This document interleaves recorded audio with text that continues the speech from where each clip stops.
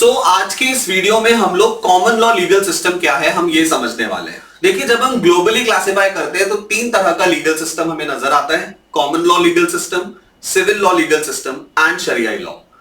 आज हमें इस वीडियो में स्पेसिफिकली डिस्कस करना है कॉमन लॉ के बारे में। तो सबसे पहली जरूरी बात तो ये कि भाई common law legal system develop कहां पे हुआ है।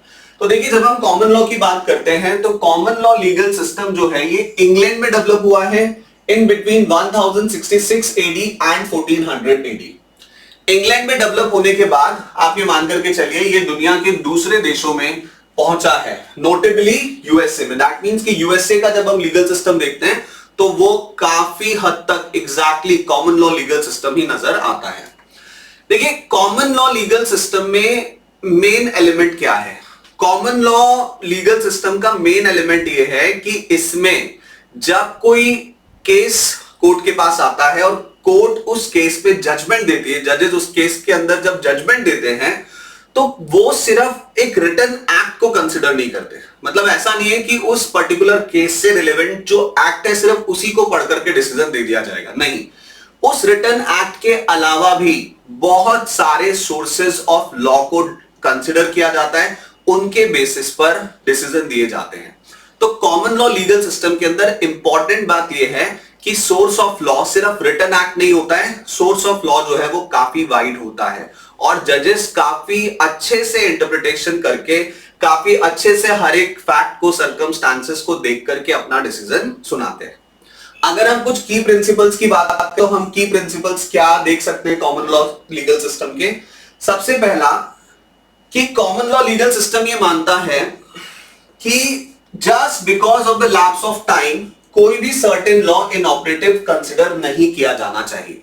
दैट मींस अगर कोई कानून आज से 1000 साल पहले बना था तो उसकी रेलेवेंसी आज के केस में भी एस्टैब्लिश की जा सकती है और आज के किसी सर्टेन केस में भी उस कानून को ध्यान में रखते हुए डिसीजन दिया जा सकता है।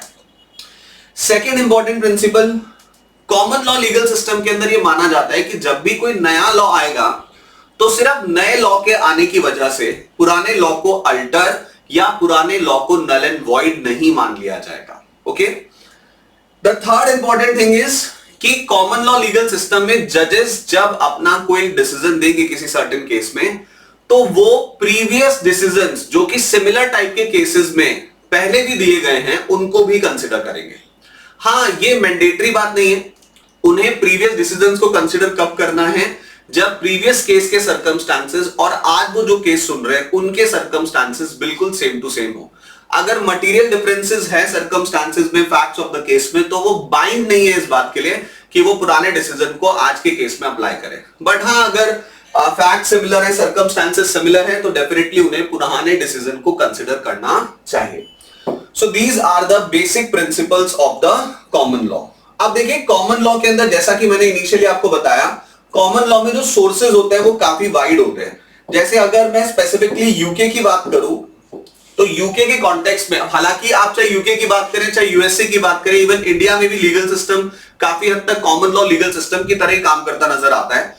तो जो सोर्सेज है वो ऑलमोस्ट कॉमन रहते हैं। जैसे कि जिस बॉडी ने डेवलप किया है कॉमन लॉ सिस्टम को, ऑब्वियस सी बात है उस बॉडी के पॉइंट्स क्या हैं, उस बॉडी ने क्या क्या लॉज, क्या क्या रूल्स एंड रेगुलेशंस इनिशियली बनाए थे, वो कॉमन लॉ के सोर्स की तरह काम करेगी हमेशा। सेकेंड और सबसे इंपॉर्टेंट सोर्स जो होता है कॉमन लॉ का वो होता है equity. Common law legal system इस बात का बहुत ध्यान रखता है कि जब भी कोई केस पे डिसीजन दिया जाए तो इक्विटी का जो प्रिंसिपल है, समानता का जो प्रिंसिपल है, वो कैसे भी कॉन्ट्रवेंट नहीं होना चाहिए।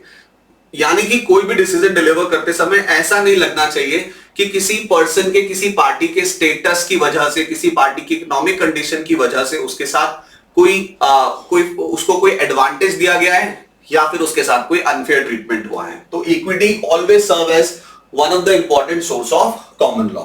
The third thing is statute. Obviously बात है, जो भी रिटन लॉ है लेजिस्लेचर का उस पर्टिकुलर केस से रिलेटेड, उसको डेफिनेटली कंसिडर किया जाएगा। वो एक बहुत इंपॉर्टेंट सोर्स ऑफ लॉ की तरह यूज किया जाएगा। डेलीगेटेड लेजिस्लेशन भी काफी इंपॉर्टेंट सोर्स ऑफ लॉ होता है। डेलीगेटेड लेजिस्लेशन का क्या मतलब है? देखिए, वैसे तो कानून बनाने का काम पार्लियामेंट का होता है, लेकिन पार्लियामेंट हर एक छोटी छोटी चीज के लिए कानून नहीं बना सकती। जैसे कोविड के टाइम पे आपने देखा था कि अगर मैं इंडिया की बात करूं तो कोविड के टाइम पे आपने देखा था कि ऑलमोस्ट डेली बेसिस पर कलेक्टर कई तरह के रूल्स एंड रेगुलेशंस बनाते थे। तो अब ऐसा नहीं हो सकता ना कि डेली बेसिस पर पार्लियामेंट बैठे और पार्लियामेंट डिसाइड करे कि कब से कब तक बाजार खुलेंगे, कब से कब तक बंद रहेंगे। यहां पर काम आता है delegated legislation. House of parliament क्या करते हैं? हाउस ऑफ पार्लियामेंट अपनी लेजिस्लेशन की जो पावर है वो सर्टेन मैटर्स के लिए एक सर्टेन स्कोप के अंदर गवर्नमेंट ऑफिसर्स को, मिनिस्टर्स को डेलीगेट कर देते हैं, और वो मिनिस्टर्स और वो कलेक्टर या वो जो भी ऑफिसर्स हैं वो उस सर्टेन मैटर्स के अंदर उस सर्टेन स्कोप के अंदर क्या कर सकते हैं? रूल्स एंड रेगुलेशंस बना सकते हैं। इंपॉर्टेंट बात यह है कि उनके बनाए गए रूल्स एंड रेगुलेशंस बिल्कुल वैसे ही ऑपरेट होंगे जैसे कि पार्लियामेंट के बनाए गए एक्ट ऑपरेट होते हैं। तो अगर किसी केस से रिलेटेड कोई सुनवाई चल रही है कोर्ट में और वहां पर डेलीगेटेड लेजिस्लेशन के किसी रूल को, किसी कानून को कंसिडर करने की जरूरत है, तो डेफिनेटली उसे भी एक इंपॉर्टेंट सोर्स ऑफ लॉ की तरह कंसिडर किया जाएगा। सोसाइटी में कस्टम्स क्या चल रहे हैं, हिस्टोरिक लॉज क्या हैं, उन्हें भी as a source of law consider किया जाता है कॉमन लॉ में। कॉन्स्टिट्यूशन एक बहुत, जैसे अगर हम इंडिया की बात करें तो इंडिया में तो जब भी किसी केस की सुनवाई होती है, अगर कॉन्स्टिट्यूशन की रेलेवेंसी है उस केस पे, तो डेफिनेटली कॉन्स्टिट्यूशन एक बहुत इंपॉर्टेंट सोर्स ऑफ लॉ की तरह कंसिडर किया जाता है।